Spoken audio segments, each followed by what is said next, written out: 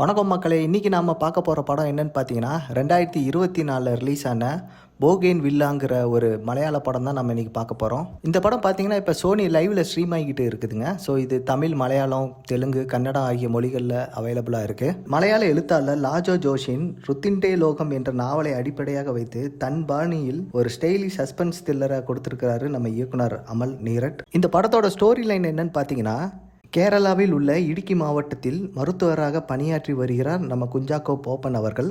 8 ஆண்டுகளுக்கு முன்பு நடந்த ஒரு கார் விபத்தில் அவரோட மனைவிக்கு பார்த்தீங்கன்னா தலையில் பயங்கர அடிபட்டு அவங்க அம்னீஷியா என்னும் நினைவு திறனை இழக்கிறாங்க. அவரது மனைவியா யார் நடிச்சிருக்காங்கன்னு பார்த்தீங்கன்னா ஜோதிர்மயி அவர்கள். இந்த பிரச்சனை காரணமாக கணவர் மற்றும் ஸ்ரீஇந்தா என்கிற ஒரு வீட்டு பணியாளர் உதவியுடன் வாழ்ந்து வராங்க. இந்த நிலையில தான் தேனி மாவட்டத்தில் ஒரு அரசியல்வாதியாக ஒருத்தர் இருக்கிறாரு. ஸோ அவரோட மகள் பார்த்தீங்கன்னா காலேஜில் படிச்சுக்கிட்டு இருக்காங்க.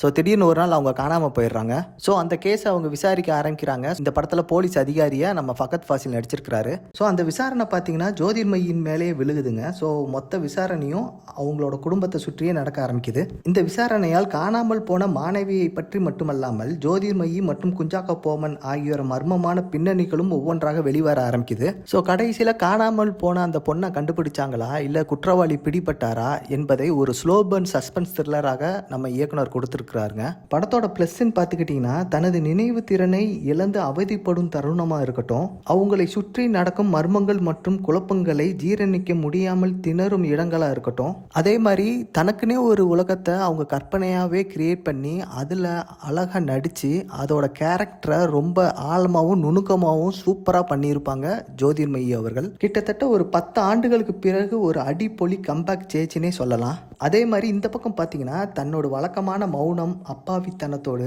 தேவையான இடங்களில் மட்டும் அவரோட கேரக்டரை கரெக்டாக காமிச்சு இந்த படத்திற்கு இன்னொரு வலு சேர்க்கிறாரு நம்ம குஞ்சாக்கோ போப்பன் அவர்கள். அதே மாதிரி ஃபகத் ஃபாசில் அவர்களை பற்றி நம்ம சொல்லவே தேவையில்லை. ஏன்னா அவர் வர்ற காட்சி எல்லாத்தையுமே அவர் பயங்கரமாக பண்ணிகிட்டே போயிட்டாரு. அதே மாதிரி இந்த படத்தில் வீட்டு பணிப்பெண்ணா நடிச்சிருக்கிற ஸ்ரீஇந்தா, வீணா நந்தகுமார், ஷாரஃப்யுதீன் ஆகியோர் எல்லாருமே பார்த்தீங்கன்னா அவங்கவுங்க வேலையை கரெக்டாகவே பண்ணிட்டாங்க.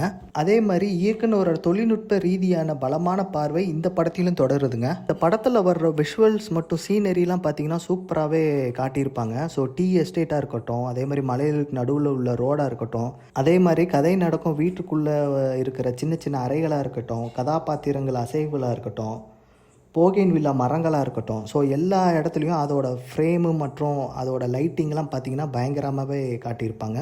அதே மாதிரி இந்த படத்தோட மைனஸ்ன்னு பார்த்தீங்கன்னா ஃப்ளாஷ்பேக்கில் வர்ற காட்சிகள் எதுவுமே நம்ம கூட கனெக்ட் ஆகவே இல்லைங்க. மற்றபடி படம் பார்க்க நல்லாவே இருக்குங்க. ட்ரை பண்ணிவிட்டு உங்களோட கருத்தை நம்ம கமெண்ட் செக்ஷனில் சொல்லுங்கள். மீண்டும் அடுத்த வீடியோவில் சந்திக்கிறேன். நன்றி, வணக்கம்.